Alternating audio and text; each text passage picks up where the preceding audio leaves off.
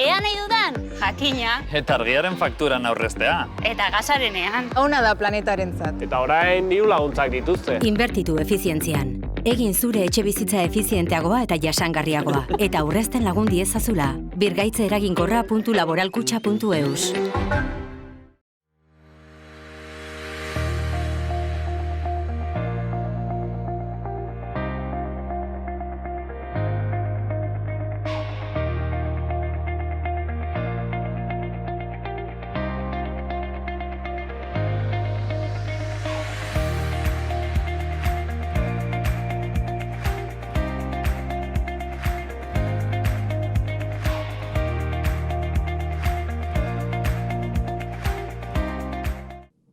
Kaixo eta ongi etorriak bertze egun batez, Unat magazinera, gaur otsailaren 27. eguna dugu, astelena, asteburu on baten ondotik, hemen gatoz elkarrizketa gehiagorekin, gaurko egunean sugoi etxartekin egonen gara.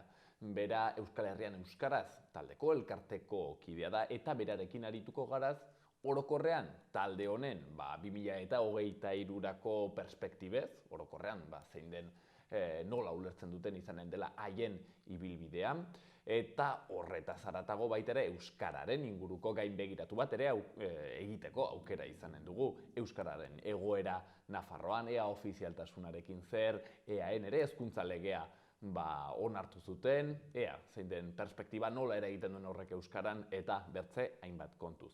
Guzi hori baino lehen, beti bezala, hasiko gara gure edukiekin. Lehenik eta behin, efemerideak.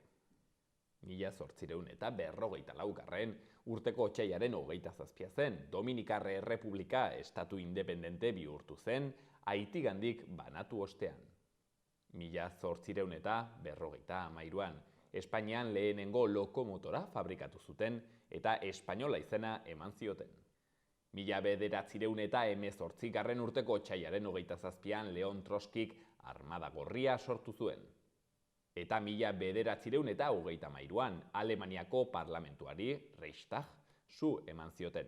Adolf Hitlerrek eskubide zibil eta demokratikoak ezabatzeko aitzakiatzat erabili zuen gertaera hori.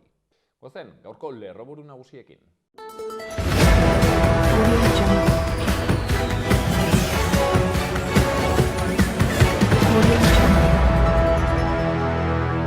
Hezkuntza Departamentuak Oronoz Mugairiko lanbide heziketako ikastetxe berria eraikitzeko proiektuaren idazketa esleitu du, zeinak 22 milioi euro inguruko aurrekontua izango duen. Ollo kontseilariak harrera egin die Gazteriaren Institutuak antolatutako Ruta al Exilio lehenengo 2 edizioetako parte hartzaileei. Katalingunek LGTBI komunitateari ematen dion zerbitzu publikoren defentsan manifestazio eginda Iruñan. Nafarroko gobernuak eguneratu egin du Tutera eta Soria lotuko dituen A15 autobidearen Nafarroko lehen zatia eraikitzeko proiektua. Meser Iberika enpresak Sikakotx 5 milioiko inbertsio proiektua iragarri du Lizarran. Nafarroko gobernuak modulo estali bat eraikiko du Larrabide Estadion Iruñan atletismoa praktikatzeko. Ireki da Iruñeko udalak antolatutako eskola baratze ekologikoen programaren edizio berrian izen emateko epea. Ostalari izatea gogoko dut Nafarroko Ostalaritza Elkartearen, Nafarroko Barmaren Elkartearen laguntzarekin ostalaritzeko lanbidea duintzeko kanpaina berria. Mendian hil, hirian hil dokumentalaren emanaldia ostegunean martxok 2an Elizondan.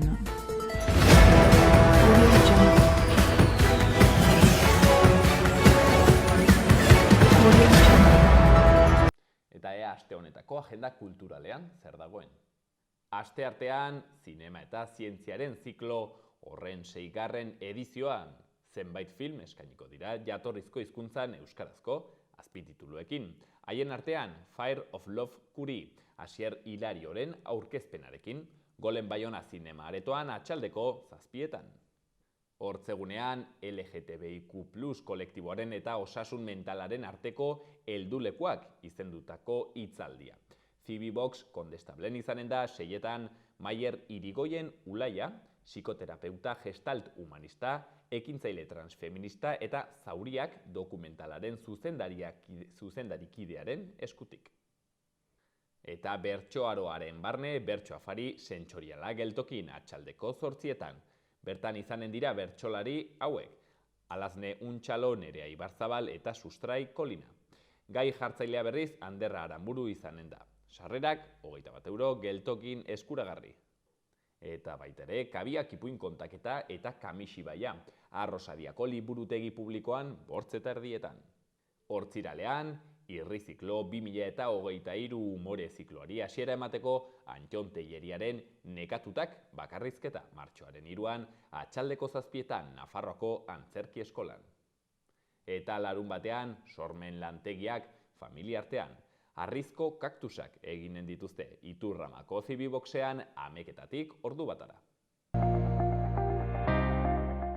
Ea ze berri gaurko egunkarien azaletan. Diario de Notiziasen kasuan, argazki handi batean David Garziak partidako jokalaririk onenak zerura begiratzen du garaipenaren bidea ireki zuen gola buruz sartu ondoren. Izenburuan partidu bikaina eta koparen bila. Osasunak urrezko 3 puntu lortu ditu Sevilla 2 eta 3 garaitu ondoren, 7. postura batu eta finalerdiaren joaneko partidan berrarmatuko duen partida bikain batean. Izenburuan eskola uztea duela 10 urte baino 5,7 txikiagoa da Nafarroan. DBH-rik ez duten eta ikasten jarraitzen ez duten 18-24 urteko gazteen tasa txikiena duen 2. erkidegoa da. Oinarrizko FPA ondo ezartzea da hobekuntzaren gakoa. Lerroburu gehiagotan, Mikel Zabaltza auziko desklasifikazioak itxaroten jarraitu beharko du, Iruñean bortxaketagatik akusatutako gaztea espetxera, epaileak 24 urteko atxilotuari sexu erasoa, indarkeriaz egindako lapurreta eta iruzurra egotzi dizkio. Diario de Navarran Osasunako jokalarien ospakizun anabasa partida handi hori bukatzean izenburuan Sevillako kanpai hotsa. Osasunak ez uste eman du kopa baino lehen jokatu duen partidarik onenetako batekin. Izenburuan Nafarroako 3 aurretatik bat, bertze berri batean, izenburuan Nafarroako 3 aurretatik bat ez da etxetik ateratzen gurasoek behortzen ez badute. Psikiatreko hartarazi dute esponentzialki handitu dela adingabeen artean pantailekiko mendekotasuna.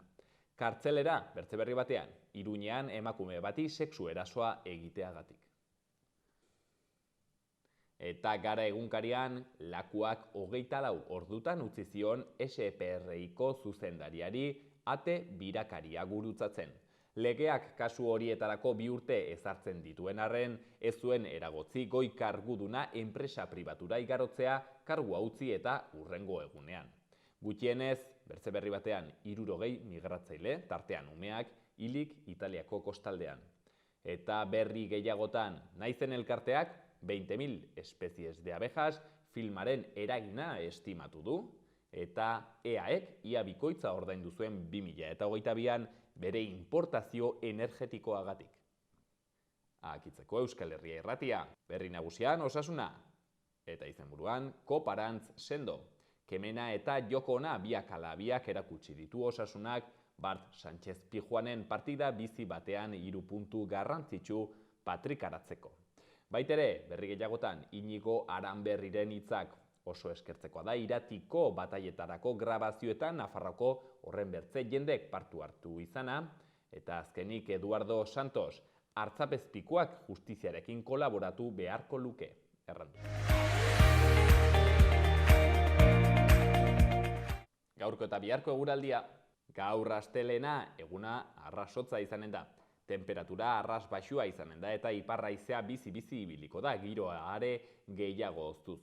Odeitza ugariagoa izanen da eta zerua lainotuta egonen da, ostarte batzuekin ekialdean. Prezipitazioa eskasa izanen da oro har, baina eguerdi partean Bizkaia eta Gipuzkoa barnealdean tarteka zaparra da mardulagoak izan daitezke. Elurkota arras maila baxuetan egonen da, tarteka itsas mailan eta bertzalde lekua handitzetan izotza eginen du. Eta asteartean ez dugu aldaketa handirik espero. Beroenek koska bat egin dezakete goiti, baina giro arrasotzarekin jarraituko dugu eta iparraizeak fin-fin jarraituko du. Bertzalde aroak goibel jarraituko du, ostarte batzuekin ekialdean. Bertze egun batez, prezipitazioa ez da ugaria izanen, baina elurra maila baxuetan zurituko du 100 eta 400 metro inguruan.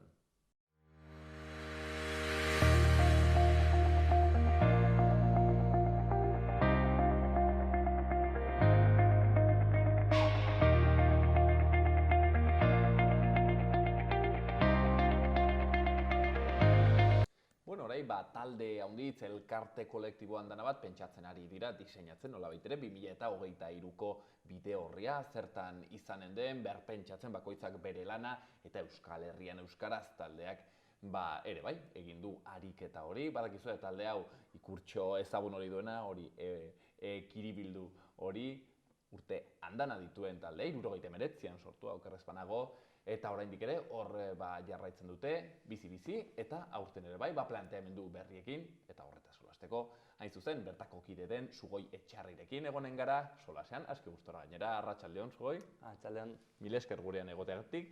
Sugoi, lehendabiziko galdera zen honakoa. Zer dago okerrago Nafarroan, garraioa edo euskera? Ostra, galdera ona. Bueno, euskalgintzak neurri baten ere momentu oso polita bizitzen ari da, batez ere Nafarroa hegoaldean, errigorarekin eta horren aritik sortu den agerraldiarekin, eta hor ikusten da loraldi bat, eta orduan erantzungo dizut garraioa. Garraioa dago okerrago Nafarroan. Sugoi, solastuko gara baitere zurekin Bizkaia euskararen egoeraren inguruan, eta hain zuzen ere, zuek erraten duzuena da, nolabait ere orain inpas egoera batean dagoela. Konta iguzu, Bizkaia honetaz? Bai, guk aspalditik esan dugu Euskal Herrian euskarazetik, euskarak bizi duela inpas egoera bat, hau da, ez aurrera ez atzera dagoela, ez? 70-garren hamarkadan sortu zen mugimendu euskaltzaleak kriston suspertzea ekarri zuen euskarari eta berre euskalduntze bat, prozesu bat martxan jarri zen. Eta horrek bere fruituak eman ditu, baina azkeneko 10-15 urteetan ikusi da, zein inkestetan, ikusten da aurrerapena ezagutzaren gorakada oso apala izaten ari dela, eta erabilera estankatuta dagoela aspalditik. Eta horregatik esaten dugu hori, ez atzera ez aurrera dagoela, eta jauzi bat behar dula, eta hor inplikatu behar dira bai euskalgintzako eragile guztiak, eta baita instituzio publikoak. Nolabait ere, begiratzen badugu argazki historikoa, ikusiko genuen euskarak izan duela azken urtetan ikaragarrizko gorakada, eta orain berriz, ez grafiko hori pixket meseta egoera batera iritsi dela edo. Eta hor, gakoetako bat edo auzi nagusietako bat da erabilerarena, ez? Hau da, gaur egun badago jendean dana bat, euskaraz badakiena, baino ez erabiltzen ez duena. Eta hori, etzen gertatzen bertze garai batzuetan, ez? Akaso, orain badugun arazo bat da. Hori da, bai. Pixkat, manejatzen zen hipotesia, ez, duela hamarkada pare bat hiru, zen hezkuntza sistema euskaldunduta, ez, edo D eredua orokortuta, bereziki EAEn eta ikastolen bidez Euskal Herri osoan eta Nafarroako iparraldean publikoan. Hipotesia zen horren bidez ikasleak euskaldunduko zirela, gazteak euskaldunduko zirela, eta orduan horrek ezagutza mailan igoera bat ekarriko zula, eta paraleloki erabilera mailan ere hazkunde berdina eragingo zula. Hor faktore askok eragiten dute, eta ezagutza maila egia da handitu dela, esan dugu, kurbaia berantz dijoa, edo ez dijoa inazkar, baina erabilera maila oso estankatuta dago. Eta, hor ikusi behar dugu ze faktorek eragiten duten, eta emango luke ikerketa sakonetarako, baina egia da globalizazioak baita ere astintzen dula indarra handiz, eta gaur egun gaztetxoek ere ikusi dugu D ereduak berak, ikerketa baten arabera, ikasleen 40% euskaldundu gabe ateratzen du. 16 urtekin derrigorrezko hezkuntza bukatuta, D eredutik ateratzen diren 40% euskaldundu gabe, edo B2ko euskera maila hori lortu gabe ateratzen dira ikasleen 40%. Orduan, horri ikusten ari gara faktore asko daudela hor azpitik, eta zailtzen dutenak euskera maila on bat lortzea, eta gero euskararekiko atxikimendu bat lortzea, motivazioa, eta bestalde, egiturazko mugak ere hor daudela, ez?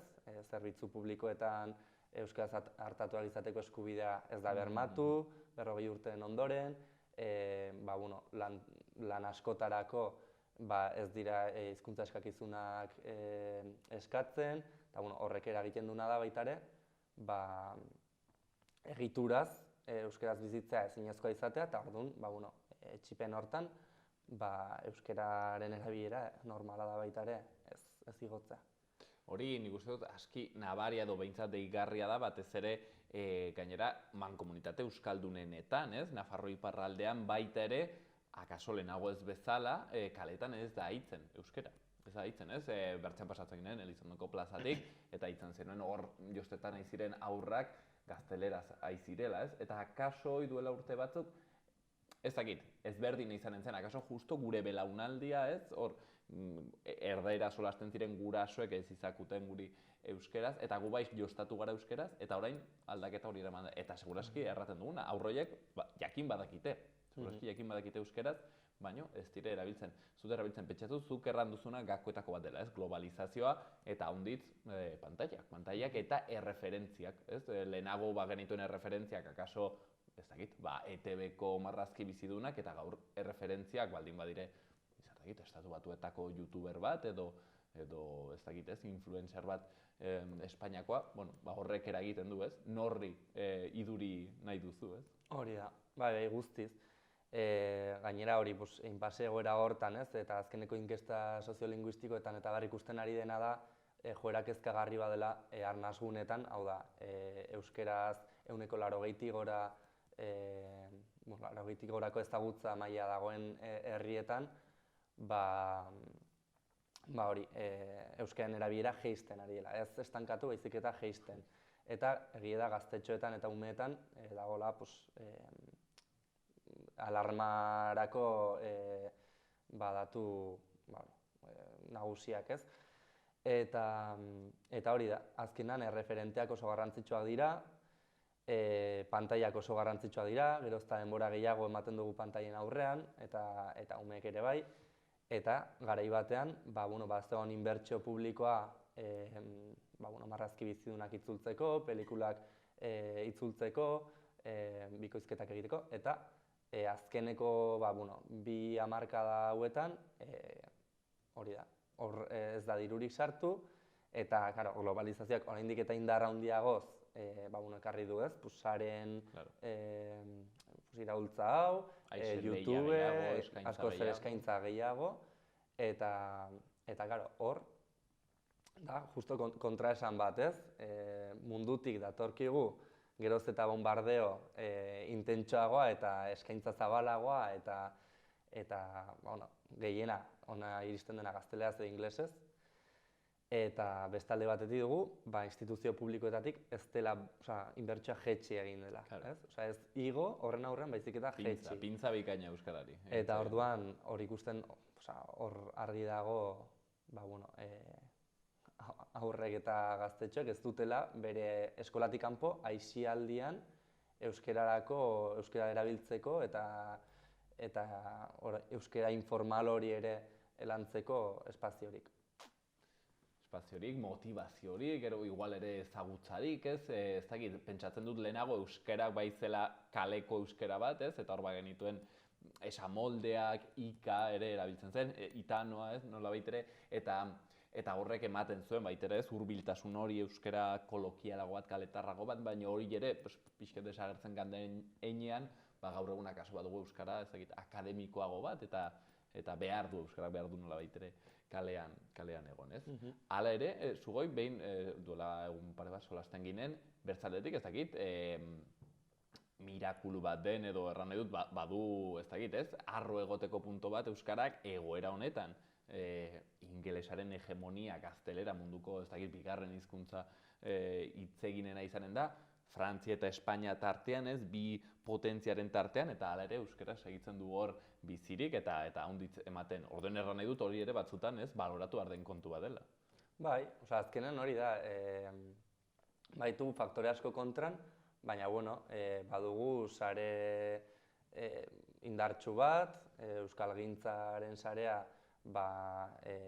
urtetan zehar, ez, josi dena eta landu dena, fruituak ematen jarraitzen du, eta erresistitzen jarraitzen dugu baita ere, baina, bueno, behar da, ez, pixkat egoera berri hau ongi irakurri, eta, bueno, egoera berri hontan, gu Euskal Herrian euskaratzen lana izango da, bueno, beste euskalgintzako besteekin, beste eragileekin, elkarlanean jarraitu, ez, eta politika publiko ausartak aldarrikatu, eta gure euskaraz bizitzeko eskubidea aldarrikatu, eta baina baita ere, bueno, tokian toki borrokak piztea,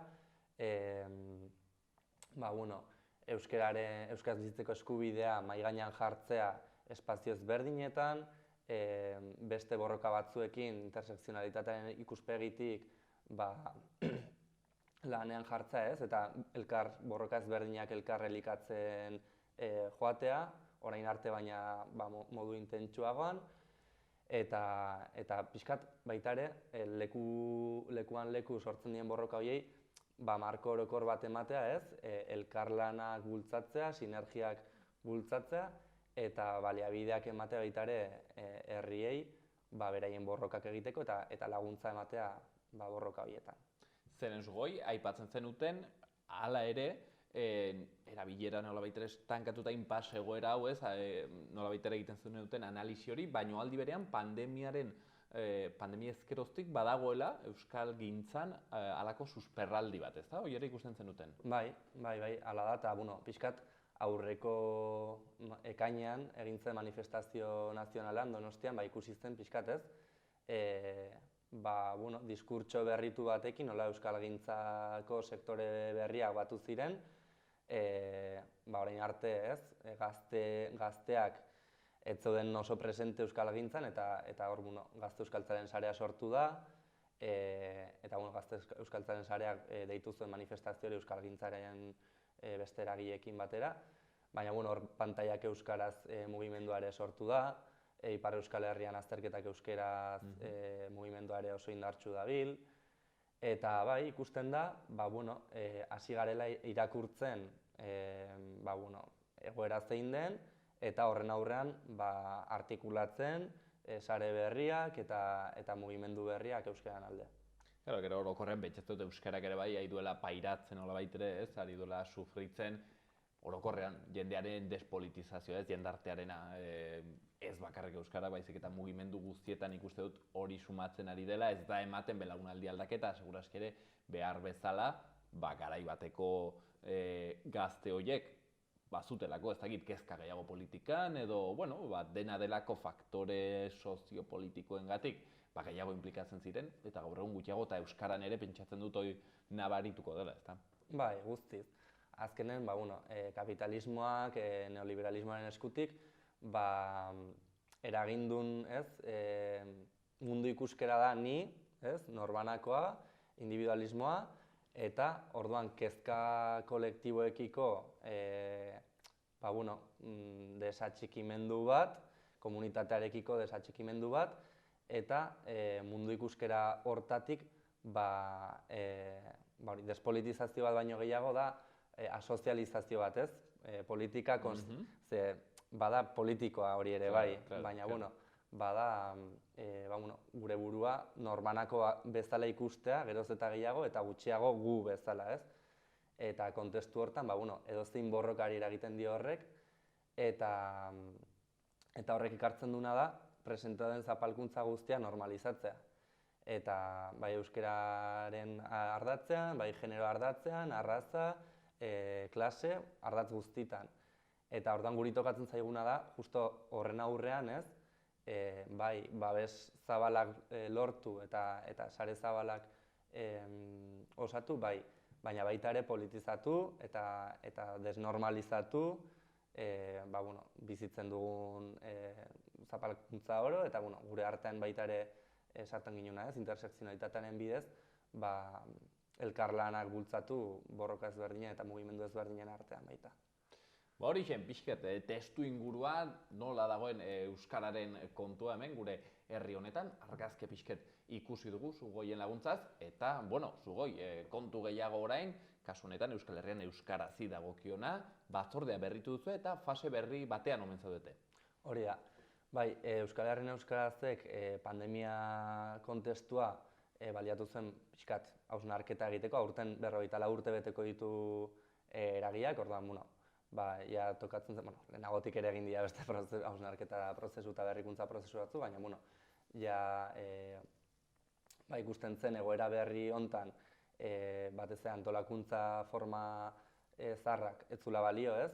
Pixkat herrialdeka, eskualdeka, herrika, auzoka, taldeak sortzearen eta horrela antolaketa eredu horrek ez zula balio ja, egia da, militantzia kopuruak jaitsi direla azkeneko urteetan, eta horren aurren behartzela beste antolakuntza eredu berri bat. Eta, ja astindu prozesua itxita, batzordea berritu zen, batzorde nazionala, eta orain ari gara komunitate eredu berri bat osatzen. Gehiago izango dela sare moduko bat, baztertu gabe orain arteko herrietako lantaldeak, baina baita ere garrantzia emanez lantalde nazionalei interesen edo gai konkretuen araberakoa. Momentu honetan adibidez badugu lantalde bat hezkuntza lantaldea, eta ari da hezkuntzaren inguruko lanketa bat egiten, beste lantalde bat gero aipatuko dugun topaketei begira, eta pixkat eredu berri hori eraikitzen eta komunitate berri hori eraikitzen. Pixkat baitaren malguago izango dena militatzeko ereduei dagokionez. Hau da, ez da izango betiko militante fidela hortara zentratuta egongo dena, baizik eta batzuk izango dira holakoak, baina baita ere irekiko zaio lekua, egingo zaio, beste militante eredu bati, non interes gune konkretu baten arabera parte hartuko duen, edo momentu puntual batean, edo borroka konkretu batean bakarrik. Topagunea prestatze horretan, edo... Zuei, bai, aprobetxatu nahi nuen galdetzeko, karo, hemen adibidez xaloan egiten dugu, ez? Lanketa nahikotxo euskararen eta euskalgintzaren munduko kolektiboekin, eta bai, batek inpresio hartzen duela, haizu kolektiboan dana bat badirela. Ez dakit, ez? Jendea mugitzen dela, baina akaso gauza pila baten, ez? Euskalgintzaren kontseilua dago, Euskal Herrian euskaraz behatokia, orain ere sorioneko atera zuten erraun badire gauza dana bat, eta ez dakit hori zuek nola ikusten duzuen hor ere saretze moduko bat ez alden behar edo ez, momentu batean, behintzat kanpotik erraiz ikusten da, zergatik ez da batzen guzioa. Bagaude nahiko saretuta. Euskalgintza dago, nik uste, nik pertsonalki ez dut ezagutu historia, baina, jaso dugunaren arabera, momentu hontan dago inoiz baina saretuago, inoiz baina termino antzekoagotan hitz egiten edo, nahiko adostasun zabalak lortzen, eta hori izan da gehien bat Euskalgintzaren kontseiluari esker. Euskalgintzaren kontseiluaren barruan gaude Euskalgintzaren barruko eragile gehienak, hor, hilabetero biltzen garenak, eta alde hortatik badago sarea eta badago elkarlana. Badire beraz ere bai, nola baitere, egiturak guzti hori, aniztasun guzti hori biltzeko. Kontu gehiago, aipatu dugu, topaketa batzuk prestatzen ari zaretela udazkenetako. Bai, pixkat astindu prozesuan ateratzen ideia nagusietako bat izan zen, behar dugula Euskararen Errepublika, ez? Euskara benetan emango baldin badu pausu garrantzitsu bat eta pausu indartsu bat eta normalizazio prozesu hortan aurrera aterako bagara, behar dugula errepublika propio bat, instituzio propioak eta burujabetza.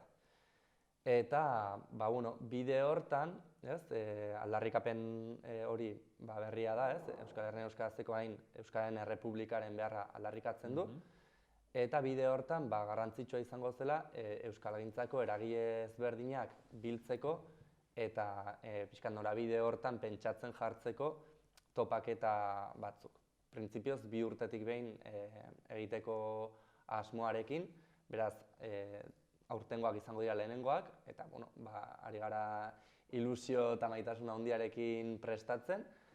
Urriaren 7 eta 8 izango dira, 7 izango da egun potentea, eta hori bilabonan izango dira.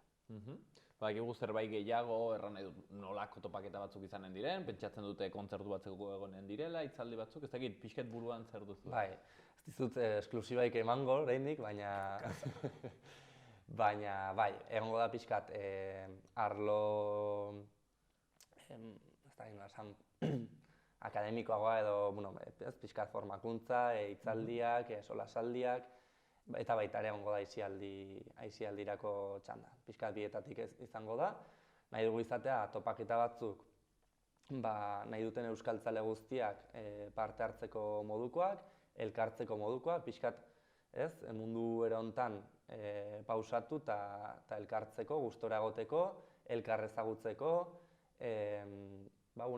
pixkat elkar hausnartzen jartzeko baita ere pixkat perspektiba zabalagoarekin, eta gozatzeko, disfrutatzeko topaketa batzuk izatea. Bai. Igual zugoi gazte batzuei independentista horrek pixke beldurra ematen aldiela uste duzu?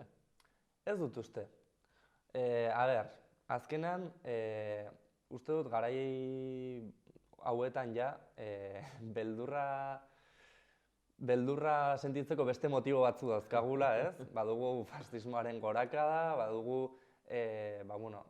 posizio atzerakoien indartze bat, ikusten dugu hor Madrid aldetik eta baita ere Paris aldetik zentralizazio horri eutsi nahia, ez? Eta mundu mailako arazo oso potenteak, eta uste dut independentziak beldurra baino gehiago itxaropena sortzeko aukera ematen dula, gaur egun kontua dauden bezala. Eta, oraindik gutxiago gazteei, ez? Nik uste dut gaztek bizi dugula baita ere etorkizuna nahiko espektatiba ilunekin, eta independentzia, burujabetza izan daitekeela askoz gehiago itxaropenerako motiboa eta ilusiorako motiboa beldurrerako baino. Eta gero izu pentsatzen dut Euskal Herrian euskara zen kasuan baduela bere zentzu estrategiko euskarari begira, ez? Zeren kolektibo honek egiten duen analizian okerrezpat nago da, haizu, egoera elebidun bat, akaso pixkat iruzurtia da, eta egoera horretan, ez, nolabait ere hizkuntza hegemonikoa beti gailenduko dela, ez? Eta haizu, orduan akaso tope batera iritsi gara, ez? Egiten algenuena euskararen alde, baina orain normalizatu nahi badugu, ez? Euskara zabaldu nahi badugu Euskal Herri osora, agian bertze pauso bat eman behar da. Pixkat hortik dator. Hori da, bai, guztiz.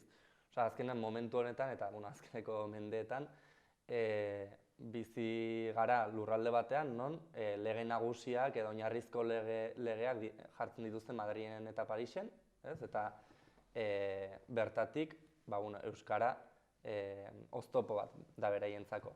Hizkuntza nagusia espainola eta frantsesa izan behar dute, eta konstituzioetan hola ageri da, eta gainontzeko hizkuntza bigarren mailakoak dira. Orduan, bizi dugu diglosia egoera bat, non hizkuntza nagusia diren espainola eta frantsesa, euskara da bigarren mailako hizkuntza, eta hori ja legez araututa dago horrela. Eta, kontestu hortan beharrezkoa dugu, euskara aurrera aterako bada, egia da, momentu honetan dauzkagun instituzioekin eta egiturekin, eman daitezkela aurrera pausoak. Baina aurrera pauso horiek izango badira iraunkorrak eta sakonekoak, behar dugu burujabetza, eta behar dugu estatu propioa. Orduan, bai, hori irakurketa hori azkeneko prozesutik lehenagotik ere bai, egiten zen hausnarketa hau, baina Euskararen Errepublikaren kontzeptu hori sortu dugu, eta hor ere aldarrikatzen dugu independentzia prozesua edo burujabetza prozesua izan behar dela euskara ardatz izan da. Ez digula balio burujabetza prozesu batek euskara erdigunean izan gabe, lehentasunezko izan gabe. Halako kontuak jorratzeko aukera, urriaren 7 eta 8 aipatzen ziguten, Bilabonan. Gazte ez da, ez euskaltzale independentisten topaketak izanen dire. Bertan, egon adi joanen dire ematen informazio gehiago, batez ere udaren ondotik hor antena piztu, hortxena izanen daukera gauza guziok eta solasteko. Pixkat onatago etorrita orain lur hartzen gehiago orain ari zareten lanean, aipatzen zenuen topagunea ari daira lantzen talde batzuek, eta bertze batzuk baitere, ez dakit, hezkuntzako egoera, EAen sartu da hezkuntzako lege berri hori, ez dakit horren inguruan ze balorazio egiten duzuen. Bai, hemendik gutxira egingo dugu publiko gure posizioa eta gure aldarrikapen zehatzak lege horri dagokionez. Hasteko esan nahi duguna da, hezkuntzaren inguruko eztabaida Euskal Herri guztiko eztabaida bat izan behar dela, hau da ez EAEra mugatuta edo 3 probintzitara mugatuta, ze guztioi eragiten digu, eta guk pixkat euskararen ikuspegitik edo euskara ardatz bezala izan da, zirriborroa, aurkeztu zuten zirriborro hortan, ikusten dugula aurrerapausoren bat eman dela, eta nagusia da sartzen dela ikasle guztiek B2 maila eskuratu beharra dutela derrigorrezko hezkuntza bukatzerako, baina ez da zehazten nola, ze baliabide emango diren, ez da zehazten ea murgiltze eredua orokortuko den, eta hor esan beharra dago, murgiltze eredua dela euskalduntzea edo B2 maila hori lortzea bermatu dezakeen bakarra, naizta ez duen bermatzen gaur egun. Baina, orduan, behar duguna da eta apustua izan behar da, murgiltze eredu hori orokortzea, indartzea, baliabideak eskaintzea euskara gutxiago duen horri euskara gehiago emateko, eta hori, azkenan egoera pixkat kezkagarria da, eta hezkuntza legeak jaso behar du eta egon behar da gaur egungo egoeraren mailan, eskatzen duen mailan. Euskal Herrian euskaraz, hortzen EAEko hezkuntza lege berrian ere bere proposamenak hortzen sartzen, hori ere lantzen, eta Nafarroari dagokionez sugoi, pentsatut hemengo fronte nagusia, hoixen, ofizialtasunarena, ez da? Bai, esaten dugu ez, ja bi legealdi UPN-ren alternatiba diren gobernuak daudela, bere buruari aurrerakoi deitzen diotenak, eta jarraitzen dugu euskaldunok gure euskeraz bizitzeko eskubidea ukatua izaten, ez? Eta hori, egoera horri buelta eman behar zaio, eta datorren legealdia, ofizialtasunaren legealdia izatea aldarrikatu behar dugu, kaleratera behar gara, eta alderdiak presionatu behar ditugu hori egi bihurtzeko, eta behingoz jasaten dugun bazterketa hori ez, eta zonifikazio hori gainditzeko. Zakit horretarako deialdi zehatzen bat pentsatua duzuen? Abenduaren 15ean egin genuen Euskal Herrian euskarazetik deitu genuen ofizialtasunaren aldeko elkarretaratze bat, oso balorazio positiboa egin genuena horren inguruan, baina hori lehenengo kolpe bat zen, eta hemendik gutxira baita ere iragarriko ditugu beste deialdi batzuk, aurreratuko dut pixkat, izango da deialdi bat eremu bakoitzeko, hau da zona baskofona, no baskofona eta mixta deitzen dioten horietan egingo dugu elkarretaratze bana, eta gero egingo dugu deialdi orokor bat Iruñan. Baina, emango ditugu datak eta zehaztasunak hurrengo egunetan, asteetan. Eta seguro izanen dugula aukera hemen ere, xaloan horretaz gehiago jakiteko. Gaurkoan Euskal Herrian euskaraz taldeak buruan duena edo hor mahai gainean duena, ikusten duzu, kontu andana bat lantzen, euskara inpas egoera horretatik ateratzeko, indarra ez da falta, edo behintzat jende andana bat horretan lanean, eta gaurkoan eskertzea, gelditzen zaigu, Sugoi Etxarriri, Euskal Herrian euskaraz taldeko kideari, guzti hau kontatzeagatik, beraz, Sugoi, mila esker handiz, eta izanen dugu zuen berri, seguro. Eskerrik asko zuei.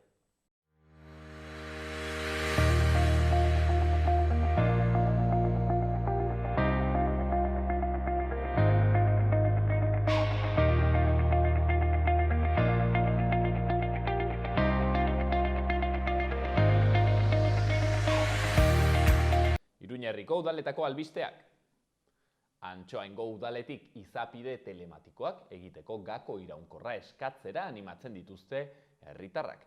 Gako iraunkorrak aukera ematen du administrazioan ohikoak diren izapideak modu telematikoan, arin eta modu eraginkorrean egiteko. Baitere, Antxoainen, San Cristobal Haur Eskola 2023-24 ikasturteko haurren izen ematea eta ate irekiak martxan jarri dituzte. Beraz, badakizue, bilatu informazioa bertan. Arangurenen berdintasun arloak autozaintza eta osasun tailerra proposatu ditu. Dietarik gabeko bizitza badago izenekoa, animatu. Iruñeak Mutxo gazte kanpaina aurkeztu zuen larunbat honetan gazteen etxean ekintza egitarau zabala eta gizatxar aretoan kontzertua eskainiz. Jarduera guztiak doakoak izan ziren. Horretaz gain, martxoaren batean lehen energia informazioko bulegoa irekiko da. Herritarrei energiarekin lotutako gaiei buruzko aholkularitza emateko helburua izanen du. Ingurumen hezkuntzarako museoan dago eta 010ean edo udal egoitza elektronikoaren bidez egin behar da hitzordua. Eta azkenik Enrique Maia Iruñeko alkateak UNICEFeko ordezkaritza bat hartu du garapenerako lankidetzari buruzko gaiak aztertzeko. Jorratutako gaien artean daude haurtzaroaren egoera, Ukrainako gerran eta Turkiako eta Siriako lurrikaren ondorioak.